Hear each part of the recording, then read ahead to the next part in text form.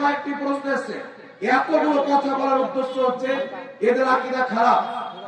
আপনার ইসমাইল দেহলভী লামা জাহাবিদের প্রতিষ্ঠাতা, ভারতের মাটিতে লামা জাহাবিদেরকে যিনি জন্ম দিয়েছেন, ইসমাইল দেহলভী নিজের কিতাব তাকওয়াতুল ঈমানের মধ্যে লিখছে আল্লাহর নবী মরে মাটির সাথে মিশে গেছে। তাকওয়াতুল ঈমানের মধ্যে লিখছে আল্লাহর শানের সামনে চামারের তো কোনো ইজ্জত আছে, নবীর কোনো ইজ্জত নাই। তাকওয়াতুল ঈমানের মধ্যে লিখছে নবীর সম্মান বড় ভাইয়ের সমতুল্য করতে হবে, বেশি করলে শিরক হবে। ওই ইসমাইল দেহলভী সিরাতে মুস্তাকিম 148 পৃষ্ঠা দিল্লির ছাপ, সেই কিতাবের মধ্যে লিখতেছে নামাজের মধ্যে যদি স্বামী স্ত্রীর মহব্বতের স্মরণ আসে নামাজ হয়ে যাবে, গরু স্মরণ আসলে নামাজ হয়ে যাবে, গাধার স্মরণ আসলে নামাজ হয়ে যাবে, নবীর স্মরণ আসলে শিরক হবে, নামাজ হবে না। গরু স্মরণ আসলে নামাজ হয়ে যাবে, গাধার স্মরণ আসলে নামাজ হবে, স্বামী স্ত্রীর প্রেমের স্মরণ চলে আসলে নামাজ হয়ে যাবে, কিন্তু নবীর স্মরণ আসলে নামাজ হবে না, শিরক হবে। এরা কি মুসলমান না কাফির? এদের ঈমান থাকবে? বুখারী শরীফের মধ্যে হাদিস, আল্লাহর নবী বলেন আবু বকর নামাজ পড়াও। হযরত আবু বকর সিদ্দিক নামাজ পড়াচ্ছেন আসরের নামাজ, নামাজের মধ্যে দাঁড়িয়ে আছেন। আমার নবী হুজরা থেকে বের হলেন, হযরত আবু বকর সিদ্দিক নবী পাককে দেখে এক পা মুসাল্লা থেকে টেনে পিছে চলে আসলেন। আল্লাহর নবী বলেন আবু বকর নামাজ পড়াও। হযরত আবু বকর সিদ্দিক পিছনকার কাতারে চলে আসলেন, আমার নবী নামাজ পড়ালেন, সাজদা সহ করলেন না। নামাজ কমপ্লিট করার পর আল্লাহর নবী বলেন আবু বকর তুমি কেন নামাজ পড়ালে না? আমি তো অনুমতি দিলাম। হযরত আবু বকর সিদ্দিক বলেন যেখানে মুহাম্মদুর রাসূলুল্লাহ চলে এসেছে, আবু বকর ইবনে কুহাফার কি মজাল যে মুসাল্লাতে ইমামতি করবে? চিন্তা করেন, নামাজে দাঁড়িয়ে আছে, নবী নামাজে বাইরে, আপনি নামাজে দাঁড়িয়ে আছেন, আপনার যদি শিক্ষক চলে আসে হুজুর ভালো আছে নামাজ দিও, শিক্ষক এসে একটু উঠে যায়, নামাজ থাকবে? থাকবে? বাপ চলে আসে থাকবে? কিন্তু নবী এসেছেন মুসাল্লা ছেড়ে ইমাম থেকে মুক্তাদি হয়ে গেলেন। যেখান থেকে তিনি নামাজকে ইমামতি ছেড়ে মুক্তাদি হলেন, সেখান থেকে নবী নামাজ কমপ্লিট করলেন, সাজদা সহ করলেন না। জোরে হবে না সুবহানাল্লাহ? তো কি বুঝতে পারা গেল? নামাজের মধ্যে, যেই নামাজের মধ্যে মুস্তাফার আদব থাকে, মুস্তাফার শরফ থাকে, ওই নামাজ আরশ পর্যন্ত পৌঁছে যায়। আর যেই নামাজের মধ্যে মুস্তাফার স্মরণ আসে না, ওই নামাজ ইবলিসের খাতাতে চলে যায়। নারে তাকবীর, নারে রিসালাত, ইশক মোহাব্বত, ইশক মোহাব্বত, নারে তাকবীর। আমরা যারা দাঁড়িয়ে আছে অনুরোধ করছি আগে চলে আসুন।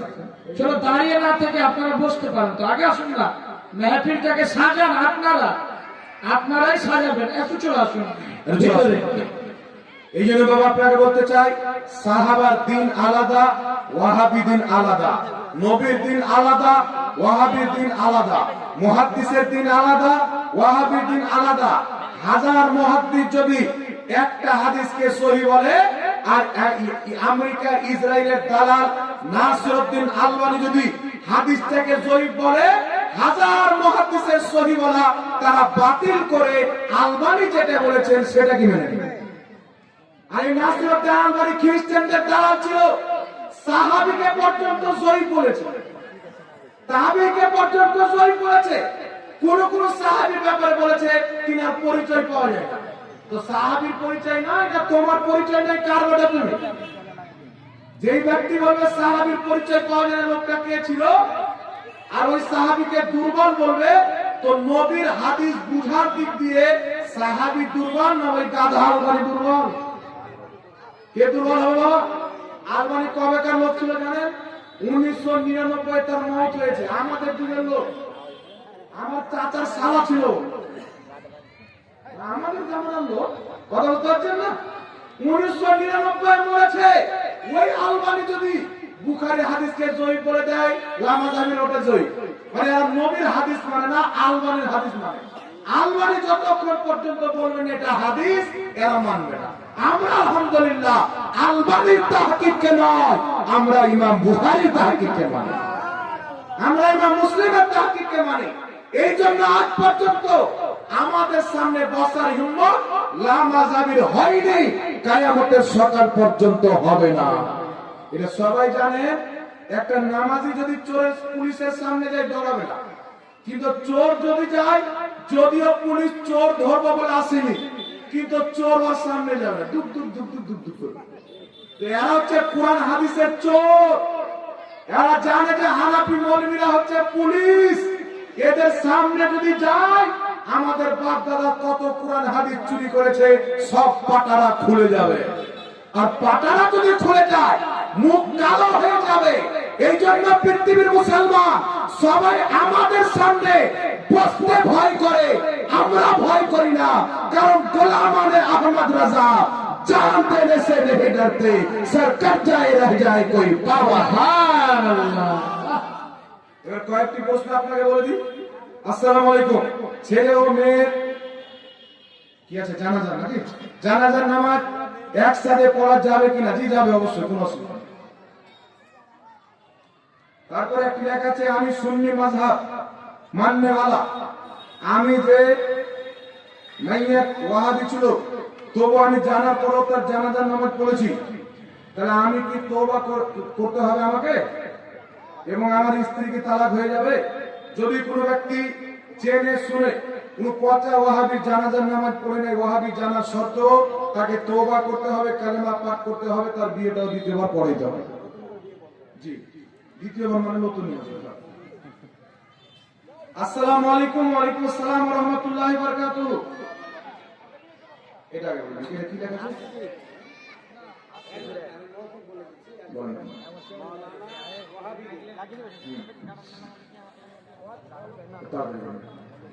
একজন মাওলানা ওয়াহাবিদের সে কিছুদিন সুন্নিদের মসজিদে ইমামতি করেছে এবং কিছুদিন ওয়াহাবিদের মসজিদে ইমামতি করেছে। সে মারা গেছে, অন্য একজন সুন্নি আলেমে তার জানাজা পড়িয়েছে। তো সেই যে ব্যক্তিটা জানাজা পড়িয়েছে সুন্নি আলেমটা, তার ফতোয়াটা কি হবে?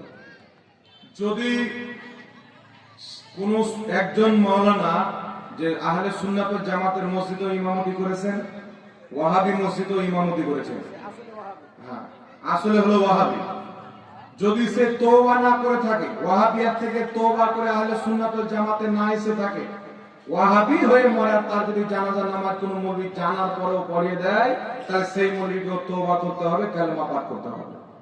কথা বুঝতে পারছেন? আপনার যদি বিয়ে হয়ে থাকে, ও মৌলবি জানাজার নামাজ যদি বৈধ মনে করে পড়ায়, তাহলে দ্বিতীয়বার তাকে বিয়েটাও করতে হবে। তার দিতে ইমান যাকে বলে, খুব মনে করতে হবে না। আপনি বলুন। আসসালামু আলাইকুম। ওয়ালাইকুম আসসালাম ওয়া রাহমাতুল্লাহি ওয়া বারাকাতুহু। এটা কি লেখা আছে? লামাযাবি ছেলে মেয়ের বিয়ে দেওয়া যায় কিনা? যদি না হয় তাহলে তারা কি মুসলমান না? যে লামাযাবি ছেলে মেয়ের সাথে আহলে সুন্নাত ওয়াল জামাতের ছেলে মেয়ের বিবাহ দেওয়া যাবে কি যাবে না, এটা আপনারা ডেইলি শুনছেন, শুনতে শুনতে বুড়া হয়ে গেলে। মুরব্বী বাবারা আছেন, আপনাদের বাবারা এই মশলা শুনতে আছেন, নতুন মশলা নয়, যুগ যুগ থেকে শুনছে। আবার জিজ্ঞাসা করা হচ্ছে কেন? কিয়ামত আমাদের নিকটে আসছে। ওই তারা কি মুসলমান নয়? ওই তো আমি বলে দিলাম কাদিয়ানি কি মুসলমান নয়? যদি কেউ প্রশ্ন করে, আপনি বলবেন মুসলমান নয়। কেন? বলে আমাদের নবীর পরে নতুন নবী বানিয়ে। এই জন্য আপনাকে বলতে চাই, ওটাই বলছি আমরা, কাদিয়ানিরাও কালমা পড়ে, নামাজ পড়ে, রোজা করে, মাদ্রাসা আছে, বুখারী পড়ে, মুসলিম পড়ে, সব করে। তো কাদিয়ানিদের আকীদা কি? যে গোলাম আহমদ কাদিয়ানি আল্লাহর নবী। আর মুসলমান থাকলো আর বিয়ে শাদী তার সাথে জায়েজ হবে? লামাযাবিদের কিতাব খুলে নুজুলুল আবরা, লামাযাবিদের গুরু আপনার নবাব সিদ্দিক হাসান কা ভোপালী, সেই কিতাবের 22 পৃষ্ঠার মধ্যে লিখেছে, ওয়াহিদুস সামা আহলে হাদিসের ইমাম হাদিয়াতুল মাহদির মধ্যে লিখেছে, রাম, কৃষ্ণ, লক্ষ্মণ, জৈন, বৌদ্ধ, খ্রিস্টান, এরা সব আল্লাহর নেক নবী, এদের প্রতি ঈমান নিয়ে আসা ওয়াজিব। রামকে যে নবী মানবে না ও মুসলমান নয়। জোরে বলুন আস্তাগফিরুল্লাহ। কৃষ্ণকে যে নবী মানবে না সে মুসলমান নয়। বৌদ্ধকে যে নবী মানবে না, খ্রিস্টানকে যে নবী মানবে না, এক কথা হিন্দুদের আর আপনার জৈনদের, বৌদ্ধদের, শিখদের, এদের গুরুদেরকে যারা নবী মানবে না তারা মুসলমান নয়। তাই যেই নবী এই ফতোয়া দিচ্ছে সে মুসলমান হবে, তার মাননেওয়ালা মুসলমান হবে? কোনই মতে হতে পারে না। এই জন্য বেরাদুল ইসলাম আমার নবীকে জিজ্ঞাসা করেন, হুজুর তারাও তো নামাজ পড়ে আমরাও নামাজ পড়ি, তো তারা কি মুসলমান নয়?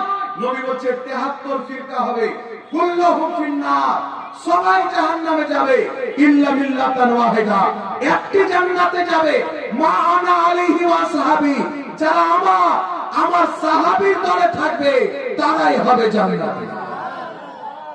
এখন আহলে সুন্নাত ওয়াল জামাত, সুন্নি জামাত হলো জান্নাতি, ওয়াহাবি জামাত 72 জাহান্নামী ফিরকার মধ্যে।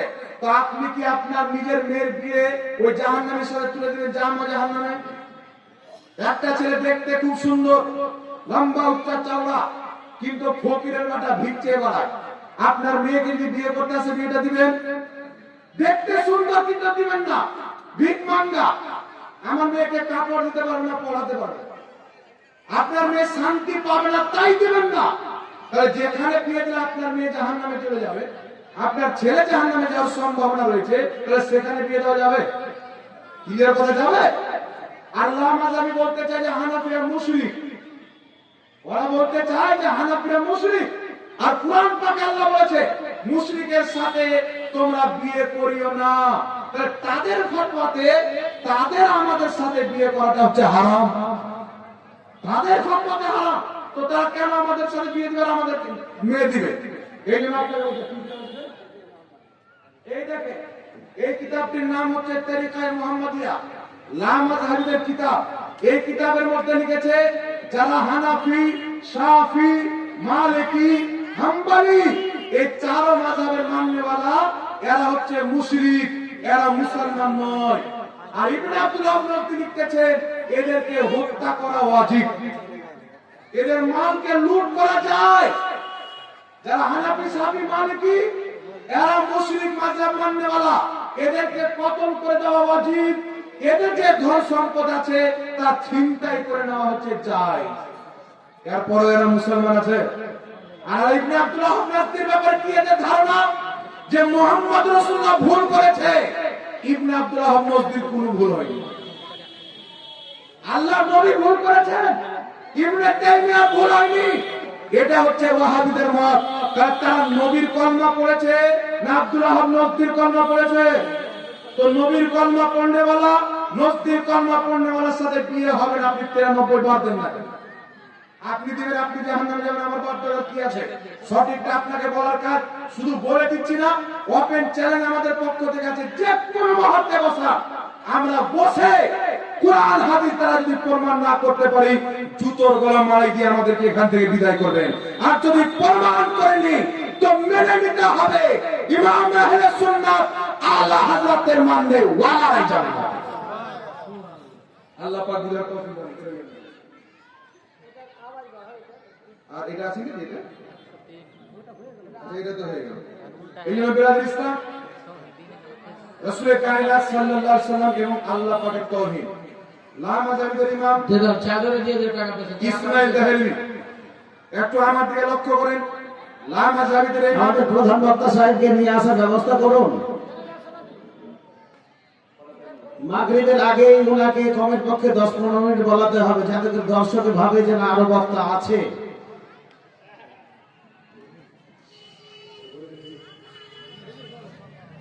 বলে দিচ্ছি, দেখেন দুটো কিতাব আছে, হাদিস ও মুহাদ্দিসের দৃষ্টিতে সহিহ নামা আর একটি শাবে বারাতের ব্যাপারে। এটা 150 টাকা হাতে, এটা 50 টাকা, দুটো নিলে 200 টাকা। আপনারা দূর দারাজ থেকে এসেছেন, আবেদন করবো বইটা কিনে বাড়িতে গিয়ে পড়েন, নিজের ছেলে মেয়েকে পড়ান, ঈমান আকীদা বাড়বে। হ্যাঁ, তো বলতেছিলাম বাবা, ইসমাঈল দেহলভী এবং বর্তমানে লামাযহাবীদের গুরু জাকির নায়েক, নামটা শুনেছেন তো আপনারা সবাই জানেন? এই নায়েক সাহেব নিজের কিতাবের মধ্যে লিখছে, ডক্টর জাকির নায়েক লেকচার সমগ্র। এই কিতাবের মধ্যে আরো ইংরেজিতে তার কয়েকটি কিতাব রয়েছে। তার কিতাবের মধ্যে লিখছে যে আল্লাহ পাক মানুষ হয়ে আসতে পারে না, যদি মানুষ হয়ে চলে আসে তো আর আল্লাহ হতে পারে না। আল্লাহ যদি মানুষ হয়ে চলে আসে তো আর আল্লাহ হতে পারে না। দুনিয়াটা লামাযহাবীরা চালায়, ওদের দখল হয়ে যাবে, বুঝতে পারছে? তো এটা হচ্ছে জাহিল মূর্খ।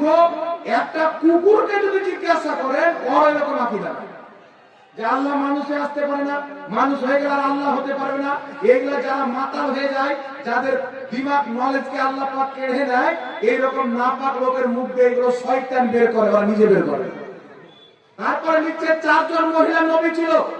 ইসলামিক দৃষ্টিকোণ থেকে 4 জন মহিলা নবী এসেছে, বিবি আয়েশা, বিবি খাদিজা, বিবি ফাতেমা, আর পরে বিবি মারিয়াম। 4 জন মহিলা নবী। আর আল্লাহ কোরআন পাকে বলছে আমি কোন মহিলাকে নবী বানাইনি। তাহলে কোরআন পাকের পক্ষে হলো বিপক্ষে হলো, আকীদারা কোরআনের পক্ষে হলো বিপক্ষে হলো, সারাসার বিপক্ষে হয়ে গেল। নায়ক সাহেব তার লেকচার সমারোহের মধ্যে লিখছে 40 আচারণ কলমাখানি কোরআন খানি এগুলো সব হচ্ছে বিদআত। আর জাকির নায়করা যিনি বড় বাপ ইবনে তাইমিয়া মাজমুয়া ফাতাওয়া 24 খণ্ডের মধ্যে লিখছে মানুষের মারা যাওয়ার পর কলমা খানিও যায়, কোরআন খানিও যায়, তাসবিহ তাহলিল পাঠ করাও যায়। বেশক তাদের কিতাবে লেখা আছে। এই জন্য পৃথিবীর মুসলমান এদের আকীদা খারাপ। এদের আকীদা হচ্ছে আল্লাহ সব করতে পারে, মিথ্যাও বলতে পারে, চুরিও করতে পারে, জিনাও করতে পারে, কিন্তু করে না। বলেন নাউজুবিল্লাহ। কিন্তু ইসলামের আকীদা হলো আল্লাহ সব করতে পারে, প্রত্যেক মুমকিন জিনিস আল্লাহর জন্য কিছু জিনিস মহল আছে। আল্লাহ মিথ্যা বলতে পারে না, আল্লাহ চুরি করতে পারে না, আল্লাহ দাগাবাজি করতে পারে না, আল্লাহ ধোঁকা দিতে পারে না। এই সমস্ত জিনিস আল্লাহর কুদরতের অন্তর্ভুক্ত নয়। আল্লাহর কুদরত হচ্ছে পাক, এইগুলো জিনিস হচ্ছে নাপাক। নাপাকের সাথে আল্লাহর কুদরতের কোনো সম্পর্ক নাই। জেনে বলেন সুবহানাল্লাহ। এই জন্য এদের সাথে বিয়ে শাদী দেওয়া মুসলমানদের জন্য বৈধ নয়। কেউ বলবে হুজুর আমরা যে দিয়ে দিয়েছি, আপনার কর্তব্য হচ্ছে তাকে দেখে, আপনার আলিম দেখে তাকে বুঝান, কোরআন হাদিস দিয়ে তাকে বুঝান। ইনশাআল্লাহ বুঝেন না আলহামদুলিল্লাহ, বুঝেন না আলহামদুলিল্লাহ। যাক এখন দুরূদ শরীফ পড়বেন আল্লাহুম্মা।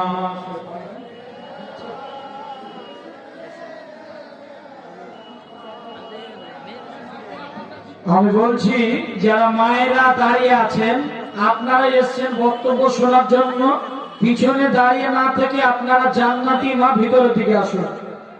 আপনারা ভিতরের দিকে আসুন, কেননা প্রধান বক্তা চলে আসছেন, ইনশাআল্লাহ ওনার বক্তব্য হবে। ইসলাম প্রধান বক্তা আসার পূর্বে আপনাকে আর কয়েকটি কথা আমি বলতে চাই। বিষয় হচ্ছে একটু পূর্বে মুফতি ফজলুর রহমান মিসবাহ সাহেব বলছিলেন, একটা কথা ছুটে গেছে। আমরা আহলে সুন্নাত ওয়াল জামাত মানুষকে কাফন দেওয়ার, মানুষকে মাটি দেওয়ার, জানাজার নামাজ পড়ার প্রত্যেকটা একটা নিয়ম আছে, আছে না নাই?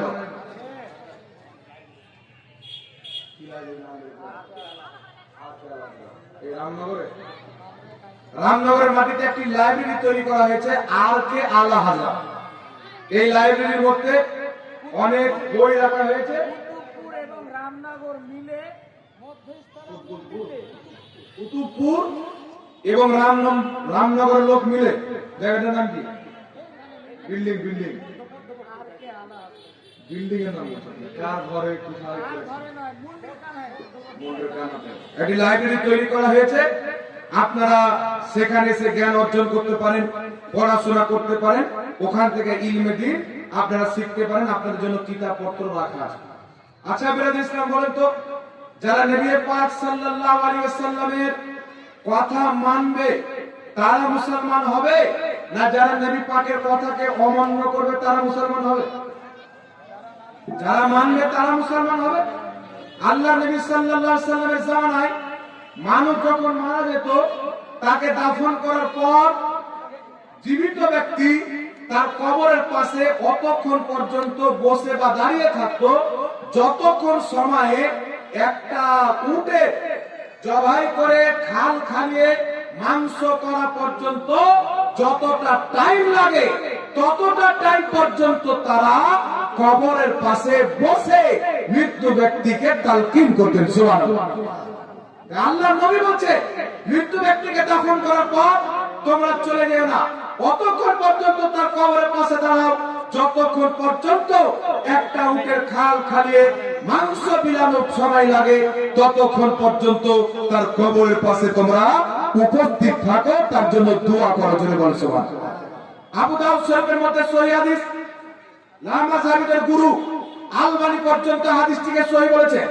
আল্লাহর নবী বলছেন ইদা ফারাগা মিন দাফনিল মাইয়িতি ওয়াকাফাত আলাইহি, আল্লাহর নবী বলছেন মৃত্যু ব্যক্তিকে দাফন করার পর তোমরা চলে যেও না, দাঁড়িয়ে যাও। মৃত্যু ব্যক্তিকে দাফন করার পর নবী পাক বলেন মৃত্যু ব্যক্তিকে দাফন করার পর চলে যেও না, দাঁড়াও। দাঁড়িয়ে কি করব? রাসূলের পাক বলেন ক্বালু ইস্তাগফিরু লিআখিকুম, তোমরা তোমার ভাইয়ের জন্য দোয়া করো। সুবহানাল্লাহ। আর কি জোরে হবে সুবহানাল্লাহ। আপনারা বলেন নবী পাক বলেন দাফন করার পর দাঁড়ান। এখন কিছু লোক কেমন আছে জানেন? কিছু লোক জানাজার নামাজ পড়ে পালিয়ে যায়। জি, এরকম চালু হয়েছে। জানাজার নামাজ পড়ে পালিয়ে যায়, মাটিও দেয় না। তো পাগলা কুকুর, তুই মাটি দিবি না তো জানাজা কেন পড়তে আসলি? জি, ওর বাড়ি যদি আপনি যান, ওর বেটির বিয়েতে, বেটা ছেলের বিয়েতে আপনি গেলেন, আবার বাড়ির গলি গিয়ে ঘুরে চলে আসলেন, তাহলে দাওয়াত দিয়ে লাভ কি হলো? আপনি যখন খাবেন না তো দাওয়াত দিয়ে লাভটা কি হলো? তো কিছু জাহিল মূর্খ লোক আছে, এরা নামের মুসলমান আছে, এরা অনুসরণ ইহুদি খ্রিস্টানকে করছে। লামাজাবি ইহুদি খ্রিস্টান বলবি, এদের মগজে, এদের ব্রেনে আমেরিকা ইসরায়েলের ফান্ডিং এর কথা ভরে মগজ ধুলাই করে দিয়েছে যে জানাজা পড়লি হবে, মাটি দেওয়াটা জরুরি নয়। তোমরা মাটি কেন দিতে যাচ্ছ? জানাজা পড়ে লাশটাকে চালিয়ে চলে আসবে নাকি? বলে লাশটাকে চালিয়ে ফেলে আসবে, মাটি কেন দিচ্ছ? আর যদি মাটি দিতে হয় তাহলে সবাইকে মাটি দিতে হবে। কোন সাহাবী ফিরে চলে এসে দেখাও, নবী পাক বলেছেন দেখাও। আল্লাহর নবী বলেন ওয়াইদা ফারাগা মিন দাফনিল মাইয়িতি ওয়াকাফাত আলাইহি, মৃত্যু ব্যক্তিকে দাফন করার পর তোমরা দাঁড়িয়ে যাও। ক্বালু ইস্তাগফিরু লিআখিকুম, মৃত্যু ব্যক্তির জন্য তোমরা সবাই দোয়া করো, ইস্তেগফার করো। জোরে বলতে হবে সুবহানাল্লাহ। আল্লাহ নবী মুজামুল কাবির তাবরানির মধ্যে হাদিস, আল্লাহ নবীর হাদিস মাজমা জাওয়াইদের মধ্যে ইমাম হাইসামি হাদিসটিকে সহিহ বলেছে, ইমাম তাবরানি হাদিসটিকে সহিহ বলেছে, আলমানি হাদিসটিকে সহিহ বলেছে। নবী কায়নাত বলেন যেখানে মুসলমান একত্রিত হয়ে, দলবদ্ধ হয়ে সবাই মিলে হাত তুলে আল্লাহর কাছে দোয়া করে, তারা হাত তুলে আল্লাহর কাছে যা চায় তা দেওয়া আমার আল্লাহর প্রতি ওয়াজিব হয়ে যায়। নবী বলছেন যেখানে মুসলমান দলবদ্ধভাবে একত্রিত হয়ে সবাই মিলে হাত তুলে দোয়া করে, তাদের দোয়া কবুল করা আল্লাহর প্রতি ওয়াজিব হয়ে যায়। তো মাটি দিতে গিয়ে মুসলমান জমা হয় না, আলাদা আলাদা হয়? দাফন করতে গিয়ে, জানাজাতে, নামাজে, এই জায়গাতে, সব জায়গা যেখানে মুসলমান একত্রিত হয় সেখানে সবাই মিলে হাত তুলে দোয়া করা যায়। আমার নবী পারমিশন দিয়েছে। যারা নবীর শরীয়ত মানবে তাদের জন্য চাই, যারা খ্রিস্টানদের বানানো শরীয়ত মানবে তাদের জন্য হবে না। এই যে দেখেন নামাজ বলছে ফরজ নামাজের পর দোয়া করা টাটকা বিধাত। আমি বললাম তোমাদের গুরু আলবানি নিজের কিতাব রাসূল সাল্লাল্লাহু আলাইহি সাল্লামের নামাজ, বাংলাদেশ ঢাকা থেকে প্রকাশিত 274 পৃষ্ঠার মধ্যে নাসিরউদ্দিন আলবানি লিখছে ফরজ নামাজের পর সবাই মিলে হাত তুলে দোয়া করা যাবে। তোমাদের বাবা বলছে যাবে। আব্দুর রহমান মুবারকপুরি লামা সাহেবের গুরু তোফাতুল আহওয়াজের মধ্যে লিখছে ফরজ নামাজের পর সবাই মিলে হাত তুলে দোয়া করা যায়। একদল লামাযহাবী মৌলভী এটাই ফতোয়া দিয়েছে। সুবহানাল্লাহ। আর এবারে এখন বলছে বিদআত, তো তাদের ফতোয়াতে তারা নিজে জাহান্নামী হবে। আর আমাদের সামনে যদি আসে আমাদেরকে কোরআন হাদিস পরে পরিজন করবে, তাদের ঘরের কিতাব থেকে ইনশাআল্লাহ আগে দেখিয়ে দেবো। একটু জোরে বলতে হবে সুবহানাল্লাহ। এই জন্য ফরজ নামাজের পর হাত তুলে আল্লাহর কাছে দোয়া করবে। যারা দোয়া করে না এরা হচ্ছে বিদআতি। একটি হাদিস দোয়ার ব্যাপারে শুনিয়ে দিই। ইমাম বাইহাকী হাদিসটি সংকলন করেছে। আল্লাহর নবী এবং হযরত আনাস একটি মসজিদের দিকে রওনা হলেন। মসজিদের সামনে গিয়ে দেখছেন মসজিদের ভিতরে সবাই মিলে হাত উত্তোলন করে দোয়া করছে। আল্লাহর নবী বলছেন, আনাস আমি যা দেখছি তুমি কি দেখতে পাচ্ছ? হযরত আনাস বলছেন, হুজুর আপনি কি দেখতে পাচ্ছেন? আল্লাহর নবী বলছেন, এরা সবাই মিলে হাত তুলে আল্লাহর কাছে দোয়া করছেন, আমি তাদের হাতে নূর দেখতে পাচ্ছি। হযরত আনাস বলছেন, হুজুর একটু দোয়া করবেন আমি যেন দেখতে পাই। আল্লাহর নবী দোয়া করলেন, হযরত আনাস বলছেন আমিও সেই নূরটা দেখতে পেলাম। আল্লাহ নবী বলেছেন আনাস চলো আমরাও দোয়াতে শামিল হয়ে যাই। আল্লাহ নবী হযরতে আনাস তিনারা গিয়েও হাত তুলে আমিন আমিন করতেছিলেন, একজন দোয়া করতেছিল। তাহলে কি বোঝা গেল? কোথাও যদি সবাই মিলে হাত তুলে দোয়া করে, মসজিদে হোক, জালসাতে হোক, দাফন করা যেতে হোক, আর সেই দোয়া থেকে কেউ যদি পালিয়ে যায়, সেই নবীর সুন্নাতকে ছেড়ে পালিয়ে গেল। যদি অবৈধ মনে করে, সেই ব্যক্তি নিজেই বিদআতি, আর যারা দোয়াতে শরীক হবে তারা নবীর সুন্নাতে আমল করবে। জোরে বলুন সুবহানাল্লাহ। এই জন্য যেখানে দোয়া হবে দোয়াতে শামিল হতে হবে। আচ্ছা ও বলে দিচ্ছি, অসুবিধা নেই। আর দুটি প্রশ্ন, আসসালামু আলাইকুম। ওয়ালাইকুম আসসালাম। মসজিদের টাকা পার্সোনাল কাজে ব্যবহার করা যাবে? শরীয়ত কি বলে?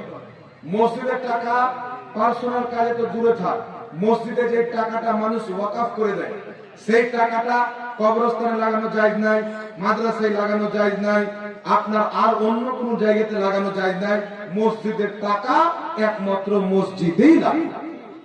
তো পার্সোনাল তো দূরে থাক, কথা বুঝতে পারলেন? কোন কাজে মসজিদের টাকা ব্যবহার করা যাবে, একমাত্র মসজিদের কাজই ব্যবহার করতে হবে। জালসার মাহফিল থেকে মেলা বসলে লোক মেলা করা শরীয়তে কি বলে? জালসার মাহফিলে যদি মেলা বসে, বাবা মানুষ দূর দূরান্ত থেকে জালসা শুনতে আসছে, কিন্তু দু একটা খাবারের চায়ের দোকান তো বসতে দিতে হবে। এখানে বসে আছে মানুষের খিদা লেগে, চা খেতে ইচ্ছা করলো, পানি খেতে ইচ্ছা করলো, মানুষ যাবে কোথায়? দু একটা খাবার দোকান বসতে দিতে হবে। তবে মেলা যেখানে মহিলা এবং পুরুষদের সমাবেশ হয়, সেই যে চুরি ফিটি নাকড়া ফাকড়া মার্কেট বাজার বসে যায়, এটা কিন্তু জায়েজ না। এটাকে তুলতে হবে, এটাকে বসতে দেওয়া হবে না। লিখে দিবেন, মানা করে দিবেন। মানা করার পরেও যদি বসে, তাহলে সুন্দর করে বস্তাতে ভরে নদীর পাশে গিয়ে রেখে চলে আসবে, পানিতে ফেলবেন। নদীর পাশে রেখে দিবেন আর বলবেন এই পাকে রাস্তা আছে, চলে যাবে। মেলা বসতে দিবেন না কোন জালসাতে। এইগুলো মেলা মহিলাদের যেখানে সমাবেশ হয়, ছেলেদের সমাবেশ হয়, এরকম মেলা অন্য জায়গাতে বসাও না যায়, জালসাতে বসানো তো আরো নাজিজ হবে। ঢোল বাজানো হারাম, ইমামে হোসেনের শাহাদাতকে কেন্দ্র করে করলে আসাদ হারাম, কঠোর ভাবে হারাম। এই জন্য এগুলো মেলা, অবৈধ মেলা জালসাতে বসা জায়েজ নয়। কোন গায়ের মুকাল্লিদ, এই এটা কি আছে দেখেন তো, কোন গায়ের মুসলিম, এটা কি লেখা আছে? আগে এমবিবিএস ডক্টর মতো করে লিখেছে তো। দোকানে দাম নেওয়া যাবে কিনা? গায়ের মুসলিম দোকানে এসে জালসার জন্য দাম নেওয়া যাবে, কথা বুঝতে পারছে? তাদের টাকা মসজিদে লাগানো যাবে না। তবে জালসার জন্য সে যদি নিজ ইচ্ছাকৃত ভাবে দেয়, ওকে চাইলে নিজ ইচ্ছাকৃত ভাবে দিল, তাহলে এটা নেওয়া যায় না। নিজ ইচ্ছাকৃত যদি যায়, और इच्छा मुताबिक हम मस्जिद में जाए तो डायरेक्ट नहीं लिया ना गैर मुस्लिम लोग क्या? कैसे गैर मुस्लिम का पैसा कैसे लगा सकते? नहीं लगा सकते। गैर मुस्लिम का टाका मस्जिद में लगाना जाए ना, बाहर शरीफ में बात लिखी हुई है। अब उसको एक तरीका है कि किसी कोनो गैर मुस्लिम धर्म मुफ्ती अफजल साहब के 5000 টাকা দিয়ে দিল খুশি বলে, যদি আমি গैर মুসলিম তো আপনি একটা মওলানা মানো দিয়ে দিলাম এমনি খুশি। ওই টাকাটা মালিক হয়ে গেল মুফতি আফজল সাহেব। এইবার যদি মুফতি আফজল সাহেব মাদ্রাসায় দেয়, মসজিদে দেয়, তারপরে লাগানো যায় না। ডাইরেক্ট মালিক হচ্ছে আপনার হিলা শরীফ টাকা বলা। ডাইরেক্ট মালিক যদি কোনো গায়ের মুসলিম থাকে, তার টাকা ডাইরেক্ট মসজিদের কাজে ব্যবহার করা যাবে না। এটা ফুকাহায়ে লিখেছে।